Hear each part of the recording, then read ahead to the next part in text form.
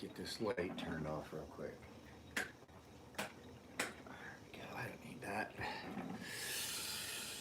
So let's see if anybody shows up. I am just simply letting you guys know. Yes, I announced the fall special for. Let me get live chat set up. I announced it officially on Instagram yesterday. It will run till the end of November. So basically, hey. So anyway, the fall special is going to run until the end of November. So I apologize for the lack of content, guys, but there's a couple things that happened. So you guys know my mom was here. So the last few days, I didn't try to do any content. I just wanted to spend time with my mom before she left. Tuesday, I took my mom to the airport, but I got served a subpoena and had to do deposition. 2 days of deposition, Wednesday and Thursday. And then got up this morning and I'm packing my stuff up because I leave for the weekend for the Cali Custom Show. We're staying at my friend Matt's parents' house. Get back on Sunday, maybe Sunday night. And then Thursday I leave for Portland for Blade Show West. And then get back on like the 4th. Leave on the 11th for Wenatchee, Washington for my daughter's ice skating. So while I am running the special, if you guys send me stuff, please keep in mind that it's gonna be a little bit longer than usual because I'm really not gonna be here. I have a bunch of knives that I picked up from Chris and Elliot that they had finished, and you guys know I sharpen all their customized stuff if people request or if it's like one of their in-house knives. So they're sitting there. I haven't even started on them yet because I didn't get done with deposition. I was at the federal building yesterday because it was a federal subpoena. Don't worry, I'm not in any trouble. I'm simply a witness, I guess. So I don't know how it works in those cases, but it's the first time I ever do a deposition. So I actually reinstated my clearance. Temporarily, interim clearance reinstatement so that I could be privy to all of the information. Volsman, how's it going, Simon? It's chilly this morning. Either that or I'm getting sick, which is a good possibility because my wife and kid are sick.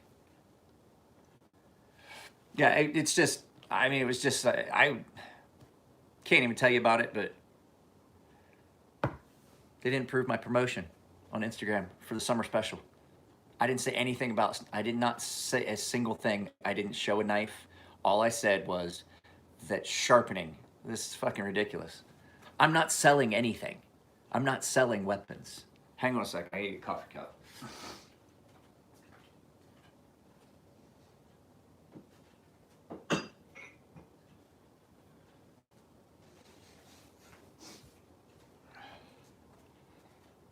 But yet people tell me that doesn't happen. It doesn't happen. They don't squelch people's feeds. I say something about a knife and a feed, 50 likes, 50 views. Anything else I put up, one of my silly things, I don't even have to put hashtags in it. 100, 200, 300 fucking. Nah, they're not blocking you. Somebody told me I was being a conspiracy theorist. They're not blocking you, you're just crazy.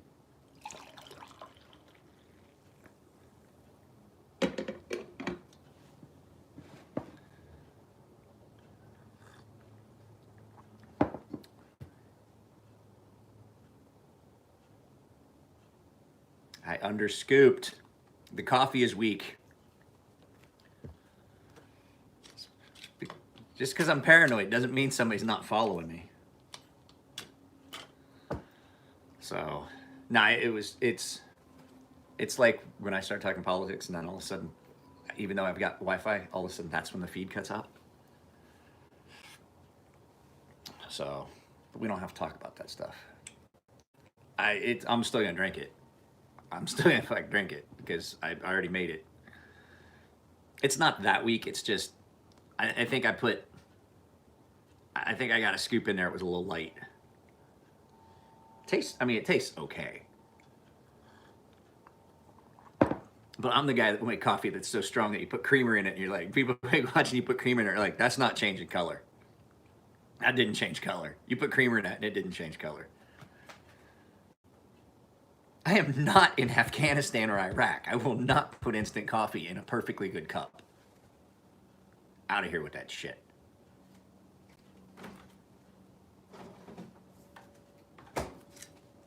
I was walking through the fob.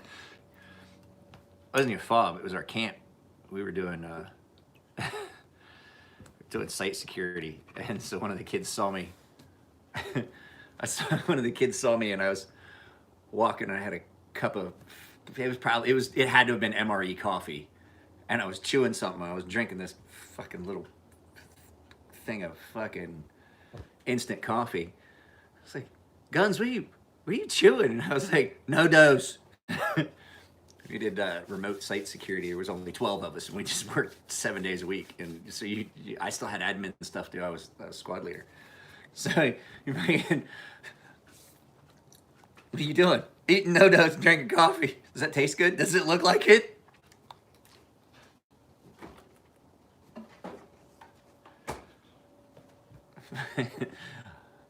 At that point, I was living surely on coffee and inappropriate thoughts.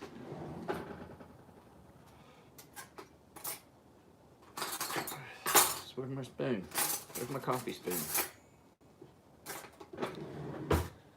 What's no-dose? No, they're caffeine pills. It's just, it's NODOZE. They're just little, like each tablet's like equivalent to 1 cup of coffee. So I would throw 3 of them in my mouth and drink a cup of coffee. just to get it going, just so I knew that I could stay awake for the next 12 hours. Because I had gotten like maybe 2 hours of sleep.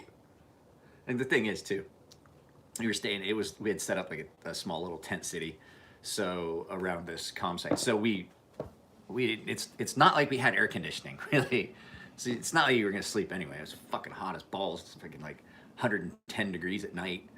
100, you fucking walk outside and it's like 100 and something degrees. You're like, oh, thank goodness it cooled down. Like it's like fucking wake up in the middle of the night, it's like 99 degrees. You're like, oh, thank God it cooled down tonight. It's gonna make getting up in the morning is so much easier. That warps your mind. It warps your mind when you wake up and you're like, it's 99 degrees at fucking 1 o'clock in the morning. You're like, oh, it's so nice. Fucking, it's such a nice, cool evening. And you come back home and it's like 86 degrees and you're fucking like, turn the fucking furnace on. What the fuck happened? I mean, you guys have seen me wearing a sweatshirt. It's like 75 degrees. And Iraq and Dubai and Jabal Ali, they broke my thermostat. It broke my internal thermostat. I'm all fucked up. And still.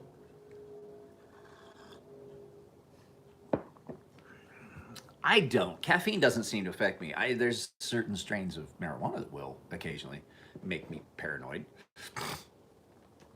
I don't see, I get jittery. I get, not anxiety, I'd say I get kind of short-tempered. Especially if I haven't had much sleep and then I consume a massive amount of caffeine. I can be unpleasant. So, I didn't sleep good. My wife is sick and was coughing all night.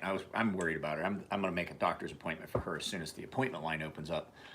So, she's getting back from taking our daughter ice skating. It's 60, so it was 97 degrees here at my house yesterday. When I left the federal building, it was 101 degrees downtown, and that's just because it's all blacktop concrete and glass. So I left federal building downtown, it was 101. I got home, it was like 97. It was 89 degrees in my living room, and it cooled down. It's down in the 60s right now. Let's go check what the living room temperature actually is. Let's go see. We shall see, we shall see. It's still, at 70. I had fans on and stuff and windows. 70 degrees at 7 o'clock in the morning in the living room. Yesterday when I got up, it was like 78 degrees still. It was still 80 degrees in the living room. Is that Celsius? No, it's not Celsius. We use freedom units in this country. Get out of here with that shit. What's wrong with you? Celsius. How dare you? How dare you, sir? Pardon you. I love having your impedance subscribers. It's fun. I have got to get fuck. So as I was moving stuff around yesterday to get ready to pack, I realized I have Charles Anderson's box that I've talked to him 3 times about sending to Sweden. It got pushed back behind stuff and stuff got put in front of it because the thing is, he had said that he bought those triple actions from me months ago, and he was like, oh, I got to get something, some authorization to have it. And I kind of dropped the ball on finding out if he was ready for me to send it. It's been sitting on a shelf away from the stuff like my normal shipping stuff. It's been sitting there, so it's not taking up space. And I just fucking moved to get my gimbal and stuff, and I was like, oh shit! He hasn't said anything about it. I got to get a hold of him as soon as I get back from the show and send that shit to him in Sweden. I'm like, oh fuck, that shit's been here forever. And I feel so bad. Charles is a great guy. Charles Anderson's a great guy. We've done this before. Like he'll get something, and then before I can get anything sent to him, he'll get a bunch of other stuff, and then it just turns into a big, like, large flat rate box that's just sitting somewhere that as knives show up, I just sharpen them and toss them in there, and I keep asking him, hey, are we ready to send that shit yet or what? Are we good? Are we good? Nothing else is coming? So.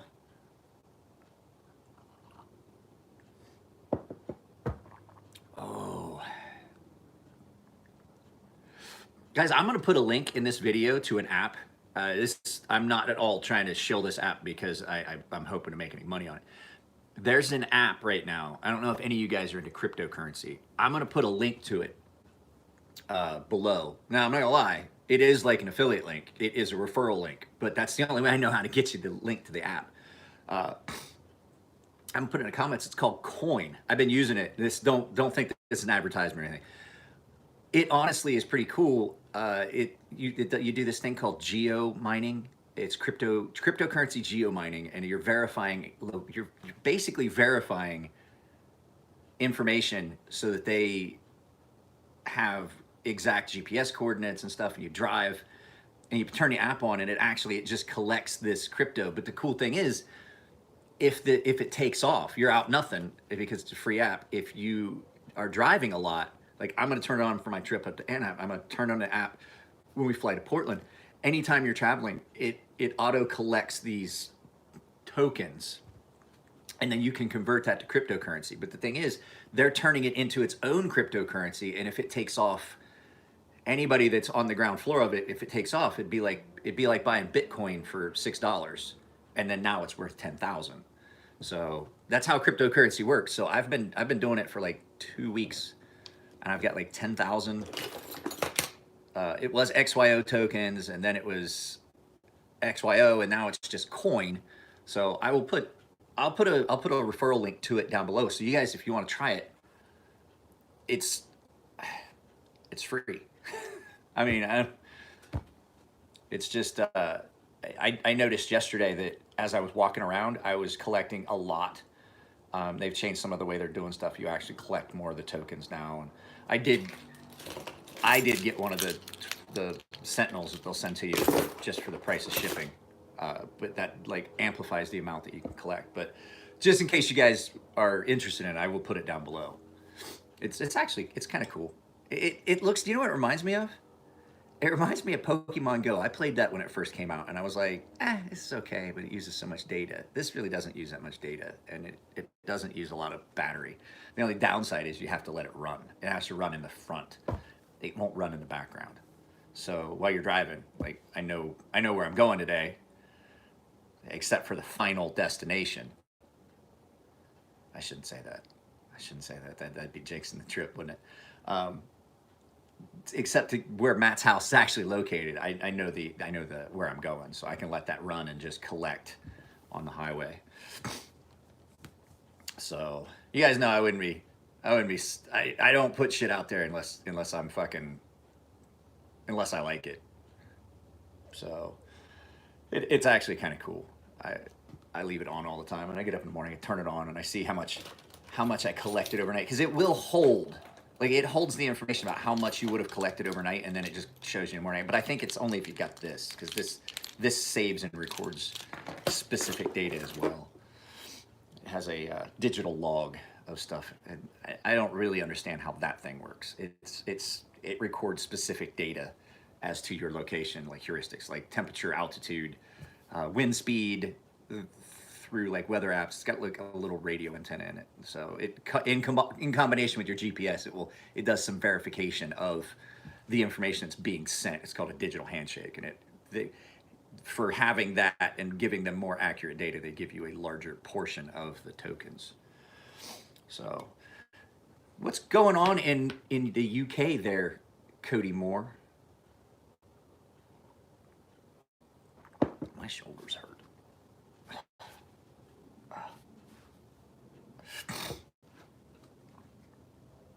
No answers. Are you guys hearing are we got live chat? Yeah, I got live chat on. Ha ha ha ha ha ha. Okay, there we go. I just hadn't seen anybody say anything for a little bit. There's 6 of us here. Another product there's 2 products that are not knives, and I'm gonna do a review about. I'm gonna do this Apple Watch cover. Dripping doors and people's.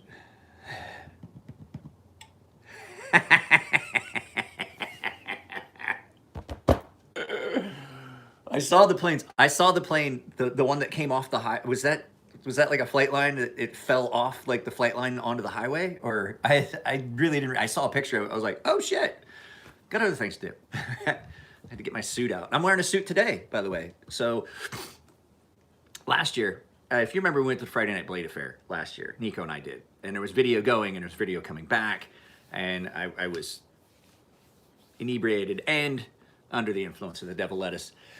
But we didn't take any real video there because part of the reason was I felt so out of place, guys. I really did. It's one of the only times I've ever felt uncomfortable at like a knife show, because when we went there, we went just like I would have went to a regular knife show, just jeans, t-shirt, jeans and a t-shirt, a ball cap and all that shit. And when we got there, everyone was like slacks. Jason McCoy was wearing a suit without the jacket, just the vest and a tie, and walking around just dress shirt, vest, and a tie. And I was like, fuck, dude. I come here looking like Joe Shit the Ragman, and everyone's dressed like it's the fucking prom. So I told Nico, we're not doing that again this year. We're going to actually go. I own a business. I am going to go.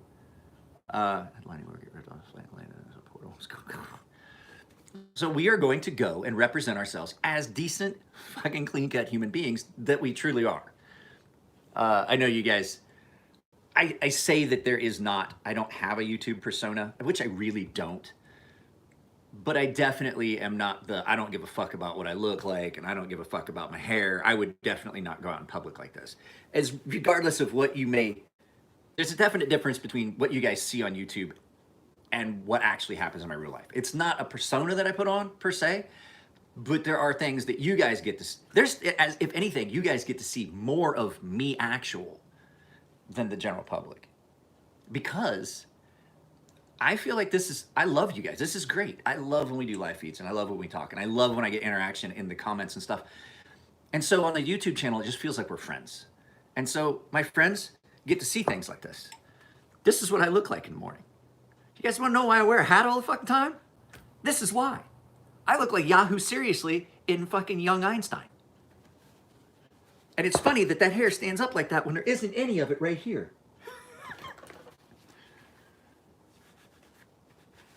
So if anything, I would say you guys get to see more of the actual me. If anything, my public persona around people that I don't know is way different than my YouTube, which is my actual. So if anything, you guys get to see more of the real me than anyone. Except my wife and kid, and they're tired of seeing it. Like, fuck, can't you do for us what you do to the people you don't know? Please? A little bit? It's embarrassing. So I am pretty much packed. So you guys know, every year, Adam Chavez, if you don't follow Adam on Instagram, you should. Adam Chavez, Flippin' Bean on Instagram. The Flippin' Bean. At any rate, just type in Adam Chavez and look for Flippin' Bean. You'll find him. He every year is involved in this big Marine Corps birthday bash that they have at Pat Tillmans Bar. If you don't know Pat Tillman was a professional football player that gave up his NFL contract to join the United States Army and serve his country, and was killed in action in Afghanistan or Iraq. Now I'm not getting into the details of it because it was a blue on blue, it was friendly fire kind of thing. But still, they do this event at his bar in Arizona every year on the Marine Corps' birthday, and they do an auction. And I made a knife for that auction because all the proceeds, every cent of it, goes to the Marine Corps Raider Foundation. I've said a lot about the Wounded Warrior Foundation in the past because you guys know that I am a disabled vet, and get disability check from the government.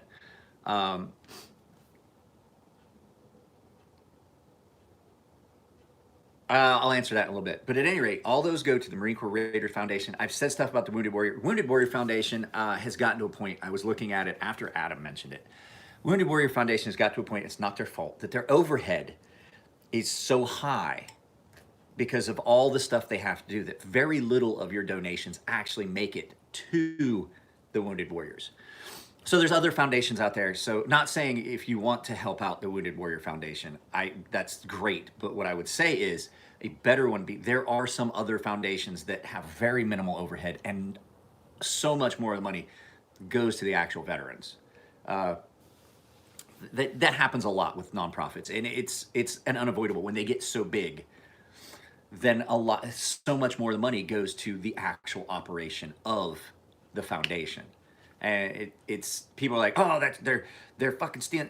I don't think it is. It's not their fault. It just is something that when something gets so big that operating costs become overwhelming, and then less and less of the actual donations go to the actual people that need it.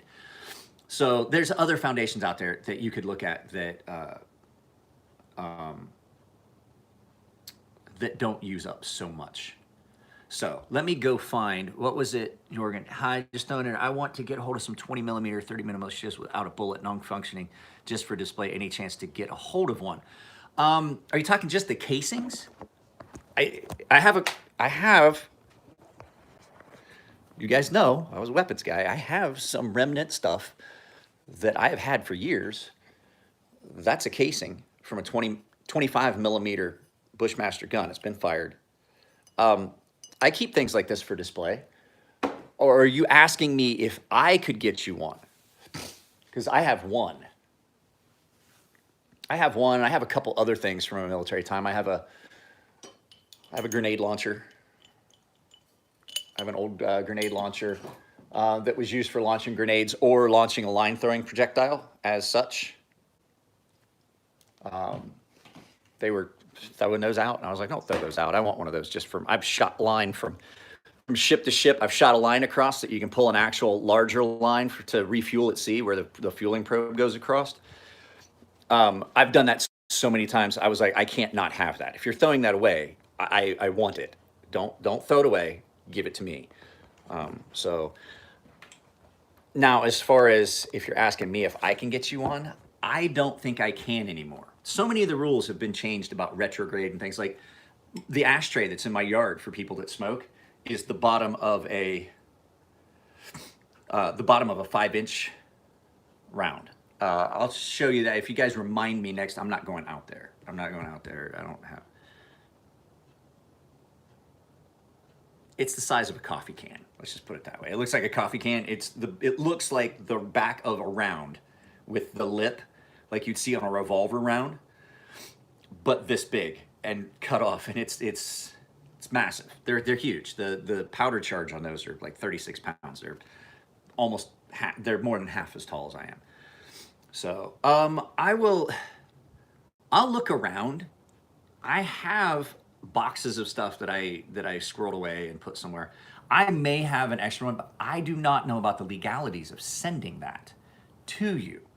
So if you get a hold of me, shoot me an email offline, okay? Jorgen? If you send me an email, I will try to remember when I get back after all these trips. Just keep reminding me, because the thing is, like I said, I leave today for just outside of LA for 3 days, and then I'm gonna be back, and then Thursday I leave for 4 days, then I come back and I'm back for 5 days or 6 days, 6 days, and then I leave for an entire work week, 5 days. So, and I'm not gonna lie to you guys, business has been horrible. I've been talking to a couple people about part-time jobs. ADP, because I do know security. ADP has got some openings, but it won't be till like next month or something. But in the interim, the nice thing is, We Knife Company they talk about a great company. I was talking to about this trip that I have to take for my daughter's thing, and I knew the GoFundMe wasn't going to hit. I knew it wasn't going to hit its mark. I just knew. I knew that this GoFundMe for this trip was not going to hit its mark. And We Knife Company, I told him, I was like, I was curious, are we going to do the royalty checks monthly, or are we going to do it like the end of the quarter? I told him, and I told him I wasn't trying to push. I told him, I was like, I'm cool with it either way. I just need to know to project, do I need to pull some money out of that little savings account that we have on the side to take care of this so I can put the money back in later? And I'll be goddamned if they didn't pay me out for the entire run. They paid me out for the entire run. They had sent me one check that was about $1,200. And they told me that this is what was left. We're gonna sell them. We'll look at the next run after. It's like, we will just pay. They sent me the whole thing. We're going to pay you out for all of the remaining units right now. They advance paid me damn near $5,000. So that meant that we didn't have to sweat the trip as much, because I knew that GoFundMe wasn't going to hit. So, and some people were like, why'd you start another GoFundMe begging? And I was like, it's not that. You got to understand. Even we have friends that are fairly well off compared to where I'm at now, just starting this business. And they started a GoFundMe. And I mean, I was like, wow. They're like, oh, it's expensive. Because I was talking to them, and like, don't forget, not only do you have to pay for your ticket, your lodging, your food, you got to pay for the coaches and the coaching fees. And I was like, oh, I forgot about that. So that meant I had to buy my coach's ticket. I had to get her room, and I'm going to have to pay for her meals. And I still have to pay her to coach my kid on this trip. So with that being said, I was like, oh, okay, yeah, I need to set up a fucking GoFundMe. Fox 5 News, I got to send them an email this morning. They were going to do a story about my daughter, but it's just been so hectic with them that they haven't gotten around to it. We're talking about maybe next Tuesday. She might be on the news next Tuesday. And they're like, is that too late? And I was like, here's the thing. Anything we get out there into the public eye is going to help, because she's going to get a sponsor. And everybody's like, why don't you just get her a sponsor? She doesn't qualify for a sponsor yet. So, but no, back to paid me out for the entire run. Paid me out for the entire run advanced. And when I'm going to give, if I get it, depending on who's in Portland, somebody's getting a big fucking sloppy wet kiss from fucking, not one of the guys, probably Tina or Angel's getting a big sloppy wet kiss from me when I see him in Portland, because just the fact that I didn't have to stress about where's that money going to come from was fucking amazing. And everybody's told me, is like, We is a good company to work with. Elliot's told me, Elijah Isham's told me, some of the other guys that made knives through them, I can't off the top of my head, they're like, oh dude, they're great. They're like the best. And then shortly after that, when I was talking about what knife company I want to go with, We Knives told me, out of all the companies that I had said, I was thinking, because they're not ready for another design from me yet. We Knife isn't. And they were like, I was like, well, what? I thought about doing this, and I thought about going with this company, I thought about going with this company, and then I said Artisan. And they're like, this company's good, this company's good. Steer away from this one. Yeah, we would, we like you, we don't want to see you get screwed. Steer clear of this one. And then I said Artisan, and they're like, oh yeah, Artisan's really good. And I was like, okay. So after I'd already talked to Artisan, then I went back, that was at USN, I went back the next day, and I talked with Russell, and I was like, Russell, what's the likelihood of this happening? And he goes, well, the boss is here. He's like, we'll run it by him. And the boss liked the knife. It's the Sea Snake. So the boss liked the knife, and everything went great. I sent him the designs. And like I said, it's probably going to happen like around the beginning of the year. But around the beginning of the year, it's October. That means I'm not going to make any more money on the stonefish until if they release another run. So that means that I've got to bridge that gap. Because beginning of the year means prototypes. It could be another 3 or 4 months after that. It could be April or May before I see a penny from that. So I've been talking to a couple people I know that I could work part-time for.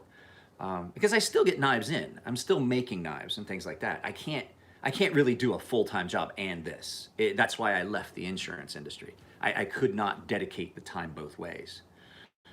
Oh, do you guys want to see the newest sea snake? The one I just did? It's finished. It's finished. It's sharp. It's in a sheath. I'm taking it to the show. I'm not gonna lie to you guys. I'm proud of this one. I've been told by a few people that I took to knife making relatively quickly. And I don't know if I did or not, or if it's just that I had really good mentors and teachers. Elliot, Chris, Bob Terzuola, who I'm hoping to see today. I love Bob. Not really. So took to a quick, and this is probably the quickest I've completed a knife. And I think one of the best ones that I've come out with. One of the best ones I've done. And it's just because I'm getting better at it. And now, do I want to be a full-time knife maker? Absolutely not. There's no money in that. There's no money in that. If it hadn't been for the fact that the guy that bought this was willing to pay what I was hoping to get on a raffle, I was hoping to do a raffle so I could get a bigger price for it. And I was like, but then I'm gonna have to give up some of it to whoever's doing a raffle. So I did this. It came back from sheath. I told him I wanted a little bit different sheath because the more rounded ones, like, I didn't like it. So this one came out nice and straight, fat carbon fiber scales, fine rock pattern all down the spine. Let me turn you around so you can get a look at the, oh, no, I just zoomed. How'd I do that? I tried to do I wanted to do like an arrowhead pattern on both sides. It didn't quite come out the way I wanted, but it does have that squiggly line look that I was kind of going for. S125V, titanium hardware, bronzed, all checker patterned. That is super, super smooth, comfortable. It's a little thinner than some of my other knives, but my God, did it get sharp because I ground this one exceptionally thin.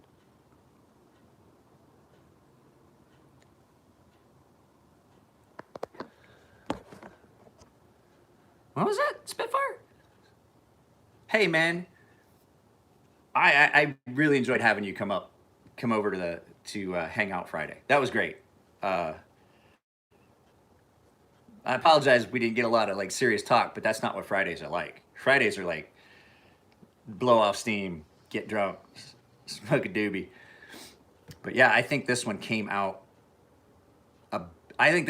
better than any of the other knives I've made so far. Except maybe Matthews and Pip Corona's Hornets before I changed the name to Stonefish.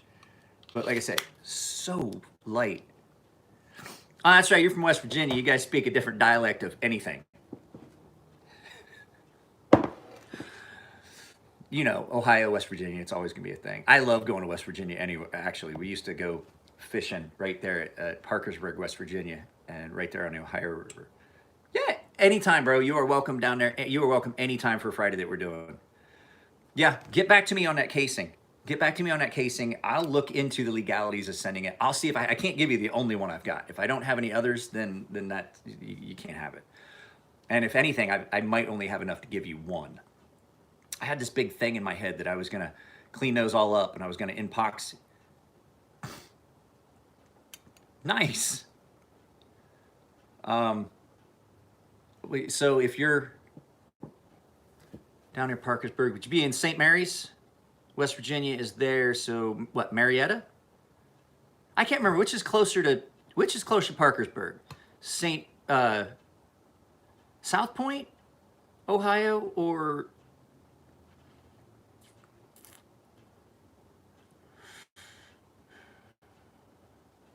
fuck, I just said it. Now I can't remember the name of town. We used to go down to St. Mary's, West Virginia, and run the river. We were part of it. My dad and I used to fish religiously. I mean, like seriously, that if there was time off, my dad was in the boat. And when I was a kid, if he was in the boat, goddamn, you bet I was probably in a boat with him unless he was at a tournament, because I wasn't old enough to become part of the bass tournament club or the bass fishing club. So Marietta, Ohio. Down near Marietta is right across from St. Mary's, I believe. So Yeah. Yeah. Marietta. I thought so. Parkersburg, West Virginia, St. Mary's, West Virginia. They're not that far. We would run. That was where we would run. Yeah, I was right. I know where you live. I know where you're at. That's cool. It's only about if you're hauling an 18-foot bass boat with a fucking 75 horsepower Johnson motor on the back, or that that 90 horsepower black anchor that we put on it, that Mercury that we put on the back of it. It takes about an hour and a half to get from where I live up in Coshocton down to St. Mary's, West Virginia, or Marietta. And Marietta was where we usually would put in. We always say we're going down to St. Mary's, but we were putting the boat in at the river there, just at Marietta area, just right on the river. Or we go down to South Point. South Point, I don't remember what's on the other side of South Point. But at any rate, yeah, about an hour if you're hauling a bass boat. But I've made it from my parents' house to Pittsburgh in 90 minutes. Just to go to Permane Brothers and get a fucking sandwich. Drive all the way to fucking Pittsburgh, Pennsylvania, get a fucking sandwich, turn around, come back.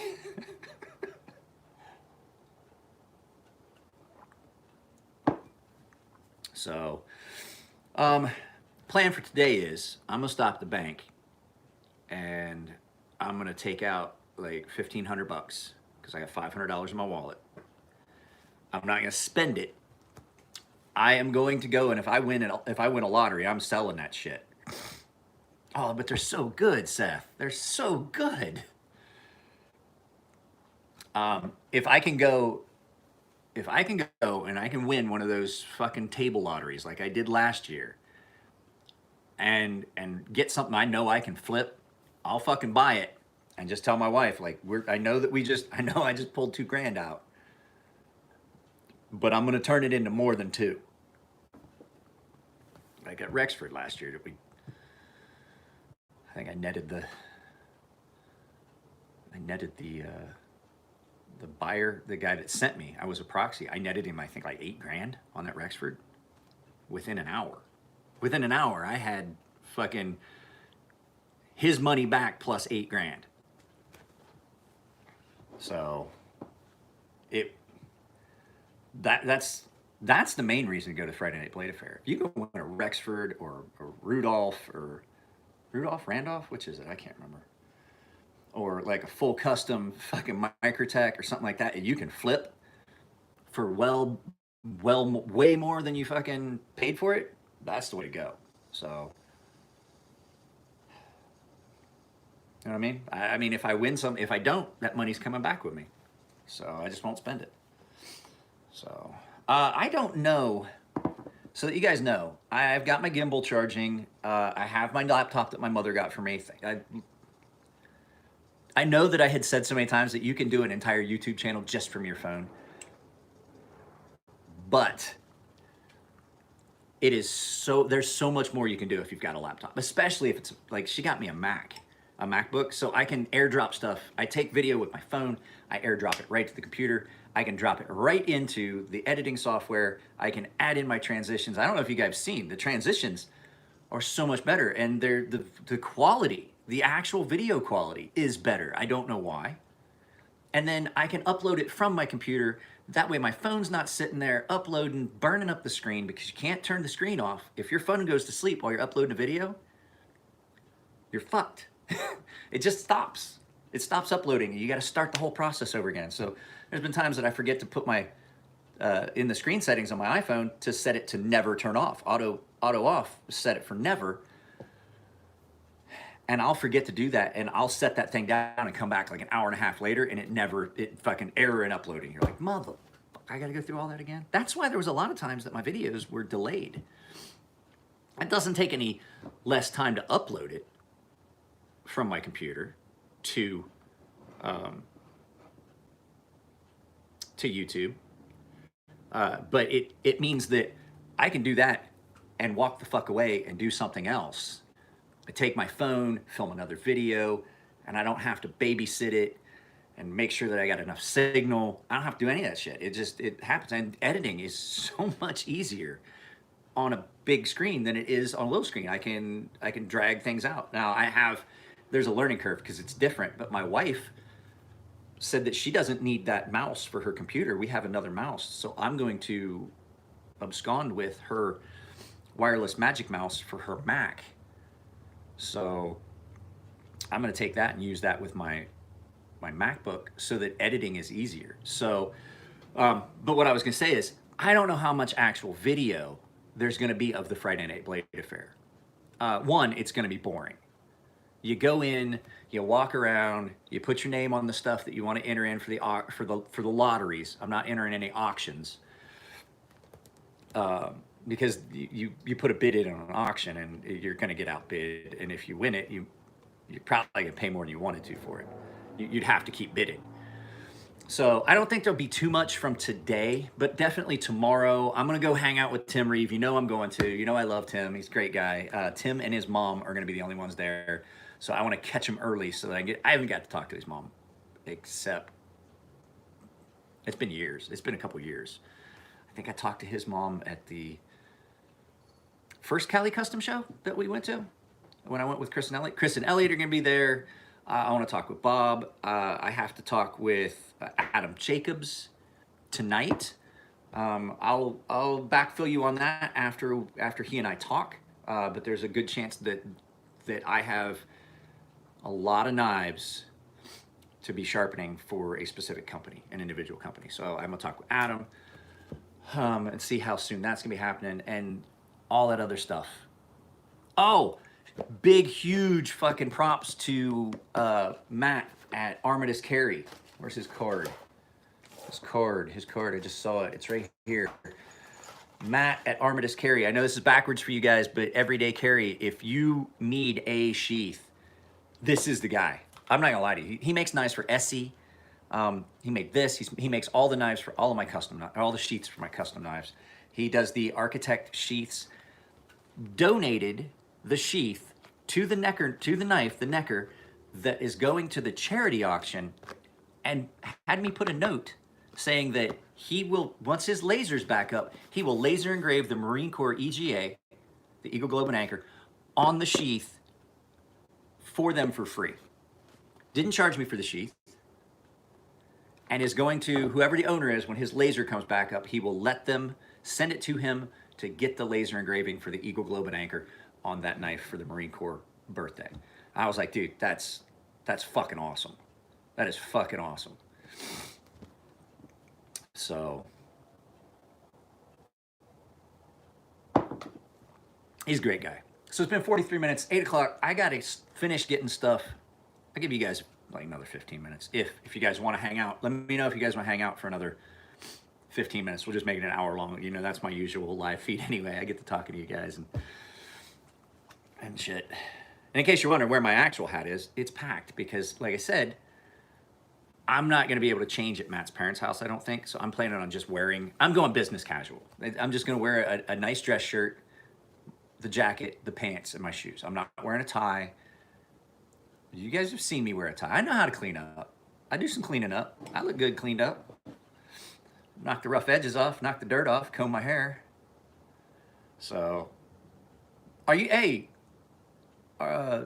trying to go to the Cali Custom Show Saturday up at Garden Grove?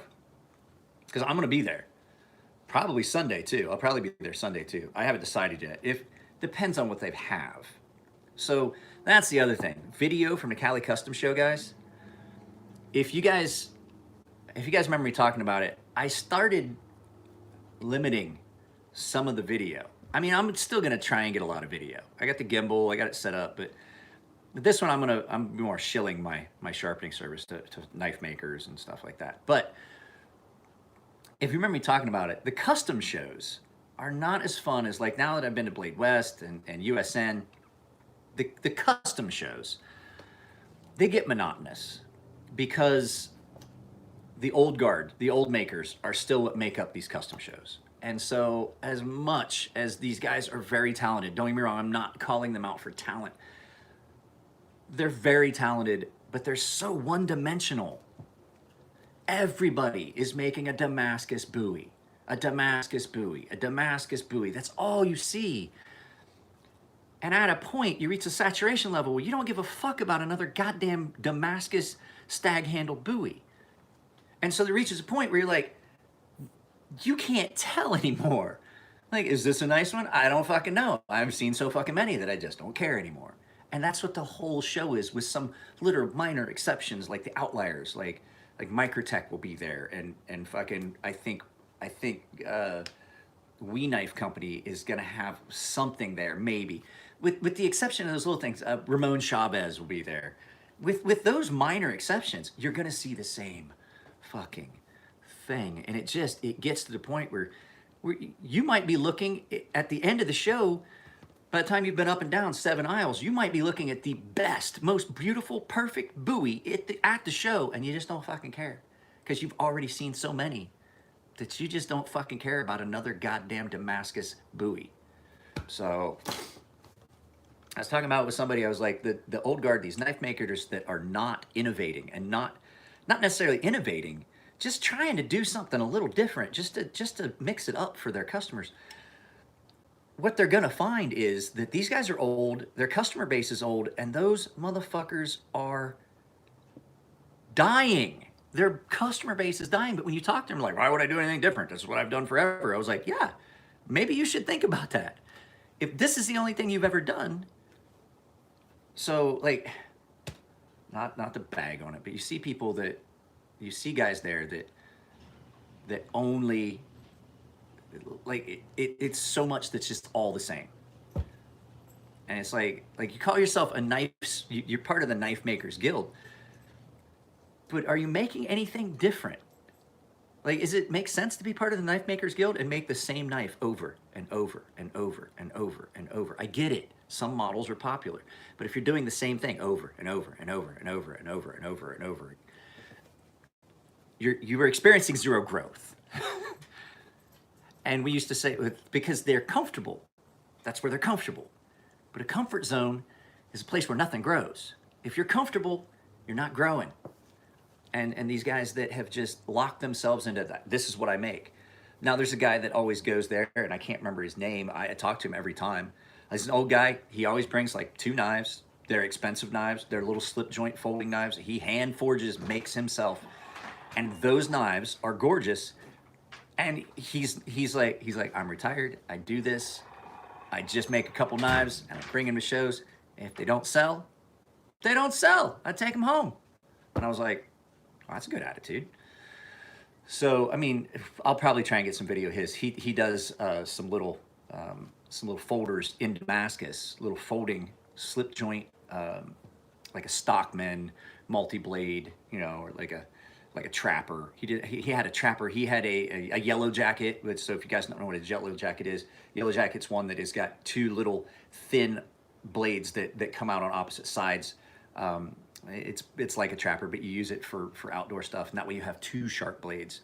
If one is dull and one is sharp, or if you have one knife that you know you're going to use for multiple things, you could sharpen it to a higher grit on one and a coarser grit on the other. So it's just, they're really cool, and I love his work, and they're great for a handmade, hand-hammered blade, forged welded, pattern welded Damascus pattern steel. They are so straight and so even and so clean in those liners that you know, like, holy crap. And he does it all by hand. So there are some guys up there that are just doing amazing stuff. Like hand forging a fucking small folding blade like that is awesome. So yeah, there are some things up there, but like it just gets monotonous. Felicity Huffman, released from prison after serving 11 days. That's what gets me, man. Fucking Paris Hilton did a day. These fucking, why the fuck do people like me? I would spend years in prison if I wasn't famous. If I went to prison right now, I would be in prison for fucking years for the same thing she did. But yet, because she's a celebrity, she did 11 days. 11 days. Ask yourself, would they do the same thing to you?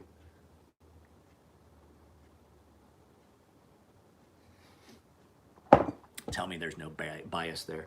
Well, so who's got what to say? Did I miss? Damascus, no. There's a big difference between the Damascus Steel you're going to see at that show if you go, and Pakistan Damascus. There's not even a comparison. It's like, I wouldn't trust a fucking Pakistani Damascus knife to fucking pry shingles off my roof. I wouldn't do that. I wouldn't even fucking do that with it. I'd probably use it as a fucking doorstop.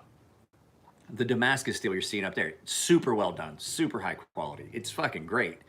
I'm just not a fan of actual Damascus or the pattern welded steels, mainly because I ran into an issue with it, and I found it when sharpening. You can feel that one or two elements of, depending on how many pieces of steel and types of steel are in it, you can just feel that some of them are harder than others when you're sharpening. You can feel that, especially at like a higher grit. You can feel that you're like, dude, that just doesn't feel smooth. And it's not microchipping. It's not microchipping. What it is some of the steel is softer than the others, so it wears quicker. So you're like, oh my God, my edge feels wavy. So what it is some of them are harder. So what you get is inconsistencies where it waves up and down, where the softer steel has worn. I hope that's not my wife doing that. Yuka, leave that. Hang on a second, guys. Yuka, I'm gonna get it.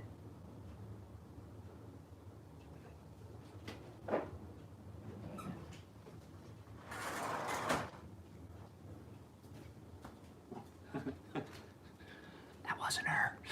Oops. Oops, poopsie. So, and then when you're using a blade like that, she's gonna go, what the fuck are you talking about? She's like, what are you yelling about? I forgot that I brought the trash in yesterday. I thought that was you bringing the trash over to our thing. So I'm yelling, Yuka, don't bring that. So what happens then is, if you can get that even, then in use, the same thing. It doesn't feel like chipping. It just feels wavy because the steel wears unevenly. And then when you're cutting, more so. Some of it will go dull, and then spots are sharp. And that's when you feel drag, drag, drag, drag, drag, drag, drag. Then it feels almost like microchipping. But yeah, I'm not a big fan of it. There's a lot of issues with hand-hammered Damascus. Damascus Steel, however, completely different animal. That's one type. It's not pattern welded. It's in a pattern so when they lay down the layers of powdered steel before they hot roll it, and it all consolidates. It's not forge welded. It's one piece of steel. And so when you're sharpening, you don't get that. You don't feel that. And it gets terrifyingly sharp. It's frightening how crisp that edge, and it holds an edge real well. So big difference between those two. I don't want you to get it confused. I love Damascus Steel. Not a fan of Alabama Damascus or hand-hammered forge welded steels.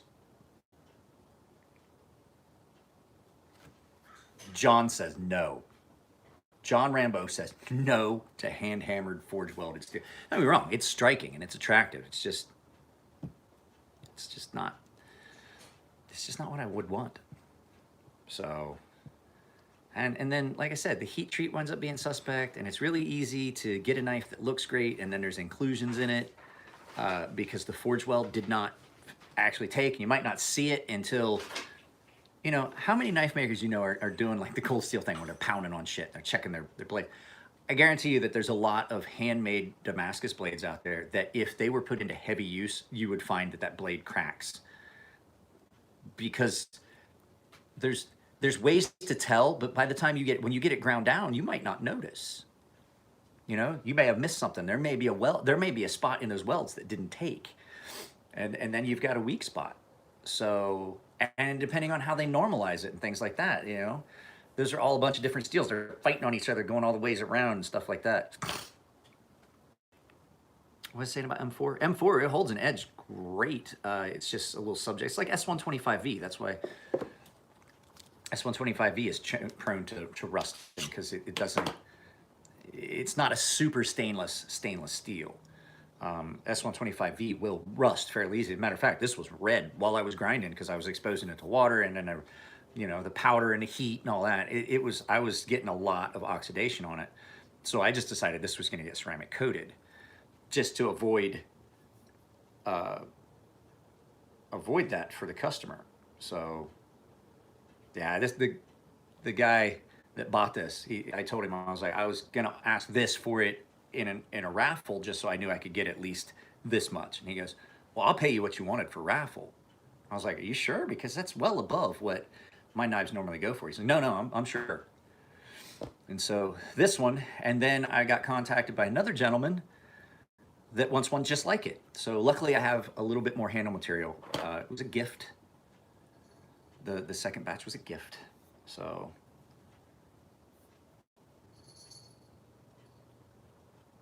no, it's M4 sharpens up great. It's another one of those ones that takes a crisp edge. This took a much crisper edge than the last one I did for Matt. And I don't know. We did the same heat treat. I don't know if it might be a matter of thinness. I'm gonna bring Matt's knife back to the house, and I'm gonna try and put a thinner edge and apex on it, and then I'll finish it on the ceramic like I did this one. And it's nice, crisp, smooth edge. Looked at it under the microscope. I didn't see anything. This would have been the steel that I would worry about. I was talking about carbide tear out, and I do know it's a thing. This would have been the steel that I'd have been worried about that on. Super, super, super wear resistant. Lots and lots of carbides.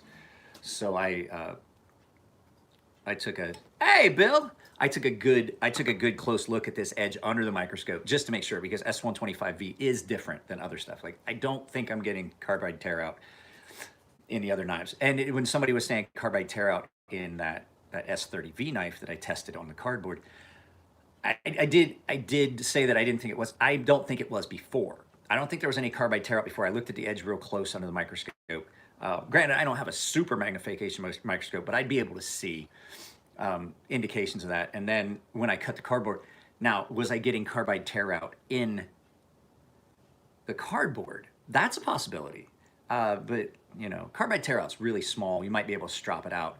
I wasn't able to strop those. I had to sharpen them out, and so that's just been how it is. I still love the knife, but yeah, I only took this. This only went to 1,000, and then I finished it on a fine ceramic, Spyderco fine ceramic, and stropped it, and it's great. So I think I want to go back and I want to try a couple things with Matt's knife, because it cuts really well, but it just doesn't feel crisp like I want it to. So I just, like, I'm always like, every time I feel his knife, his sea snake, I'm like, I'm not happy with that. I'm not happy with it. I want to fix it. So I'm gonna collect his sea snake from him, and I'm going to get the edge the way I want it.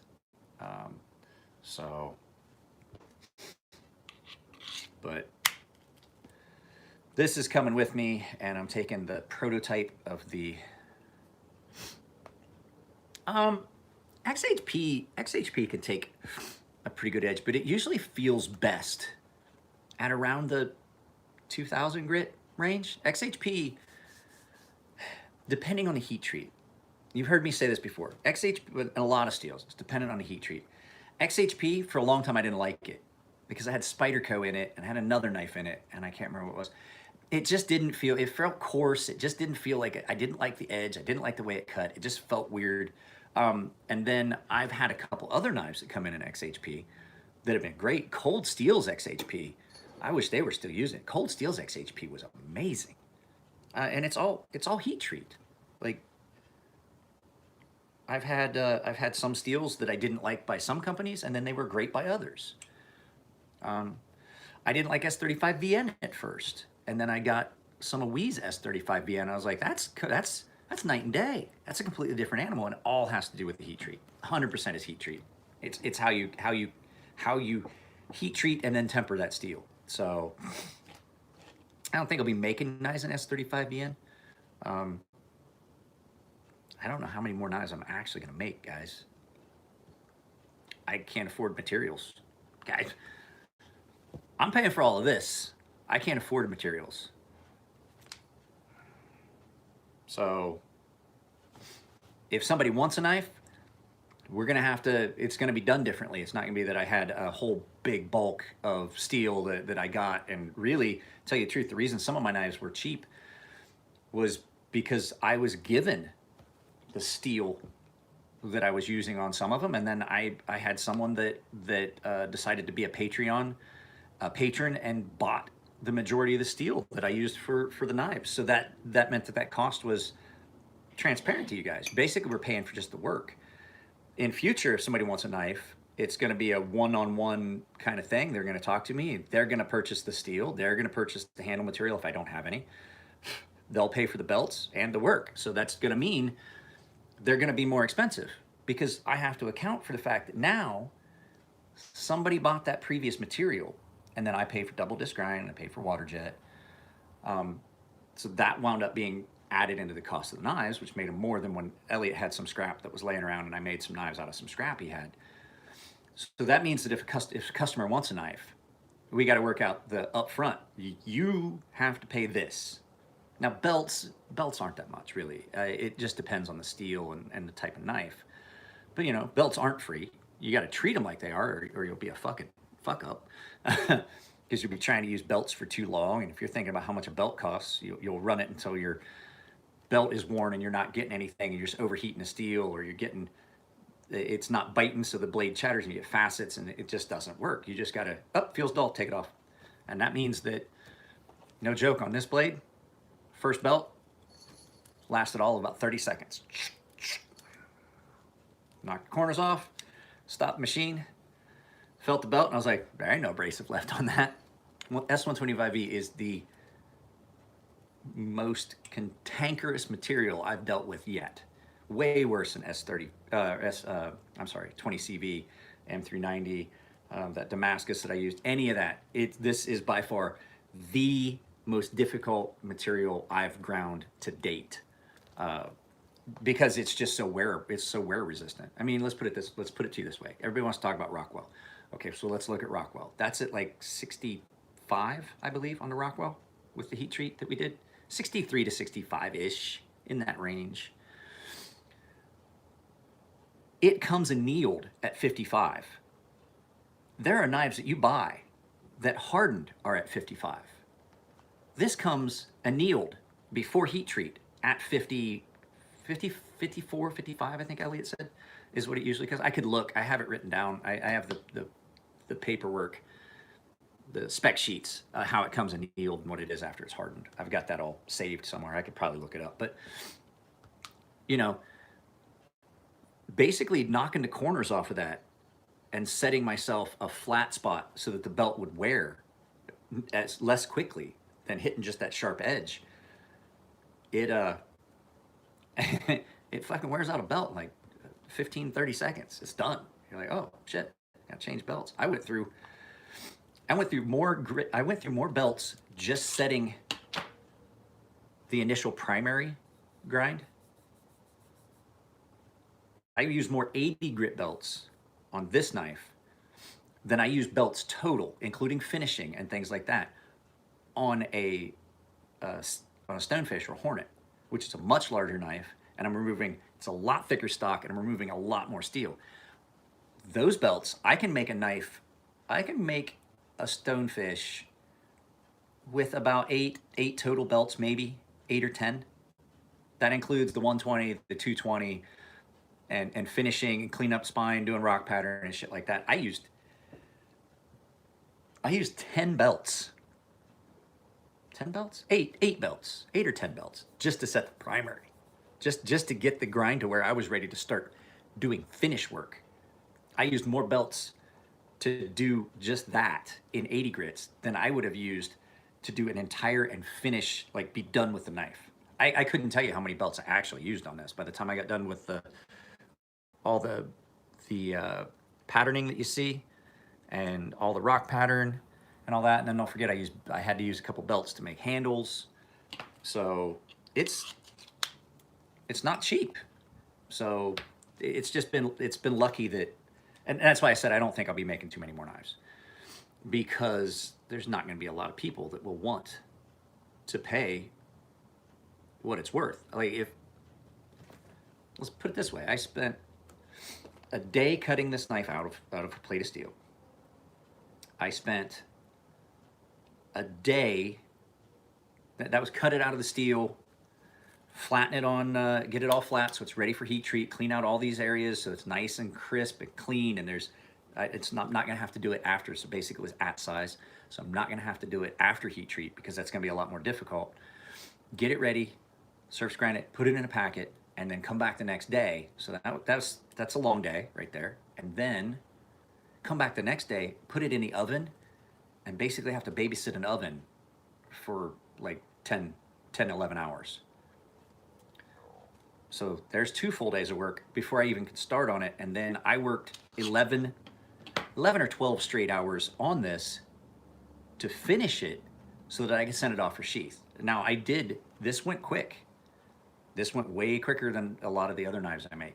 I did everything. Handles, grind, ceramic, and mount hardware, and have it ready to go out as soon as I put an edge on it, ready to go out for sheath. Now it was a quick, but like I said, a lot of it has to do with the handle material. It was a lot easier to work with, and I've gotten a little bit better at it. So, but you're still looking at, let's figure, a good 8 to 10 hours the first day, at least 10 hours the second day. There's 20 hours, then 30, 30 something hours total when you add in the 11 hours of that. Then I had to sharpen it, and then I had to send it off for sheath, and I had to sharpen it again.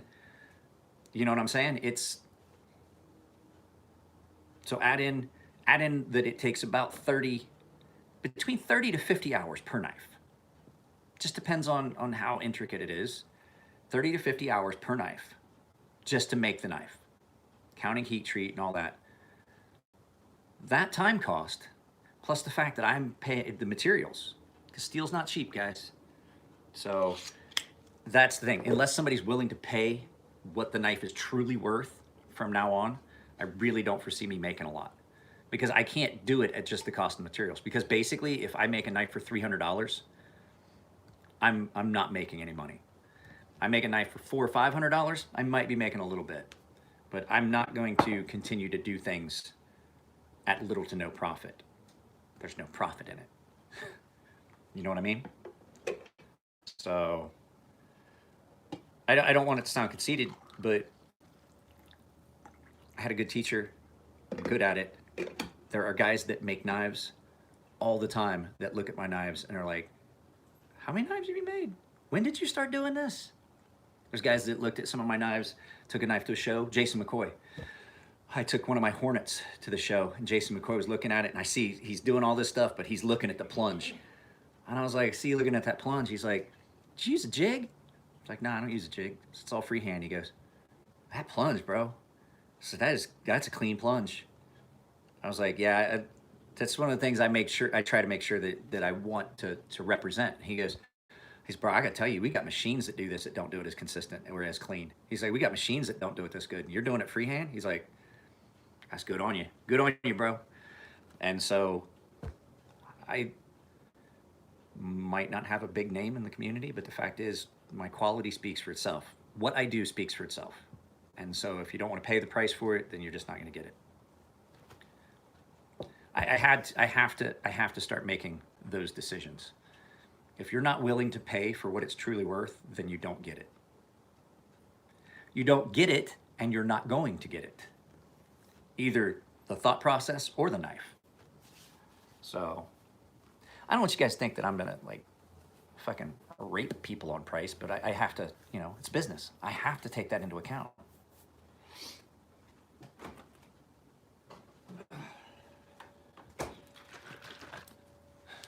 Have I offended everyone? Well, guys, it's been 69 minutes. I have a few things that I got to finish packing up. I have got to get dressed so I can take this to the post office and send it off to Adam. I have to go to the bank. I got to talk to my wife about this. I haven't really told her 100% yet what my plan is about pulling out some money to take in case I can pick up a knife that I can flip. So that's my plan, but the boss hasn't been informed of my plan yet. So you guys take it easy. Josiah, if you're going to the Cali Custom Show, give me a call. I'll make sure you've got if you don't have my phone number, it's, it'll be in a text or in a DM I'll send you. So I'll just shoot it to you so you got it. You can just call me. But text me first and let me know, say, hey, this is Josiah, Spitfire Customs. And that way I know, and I'll put it in my contacts. Or do you already have it? Do you already have my phone number?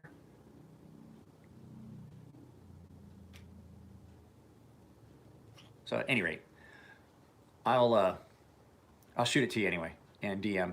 And then I'll just text me. Okay, I'll text it to you so you have my actual phone number. So that way, if you decide you're coming up to the show, I can look out for you. It's not, you can't come tonight. Tonight you had to have had a pre-paid entry. I was gifted a ticket to the Friday Night Blade Affair. I think actual entry is like $30, but tonight's a big event. It's like a big party. It's catered. And that's what I was saying. I don't want to go looking like Joe Shit the Ragman. I'm going to wear my suit tonight. I'm probably just going to drive up there in it because we have to be there to pick up our tickets and shit. But I'm going to talk to Matt about that before I even leave. I'm going to leave here at 11:30 so we can meet up at 1 and then go pick up our tickets. So it'd be me and Nico, you know, me and my little buddy walking around the show. So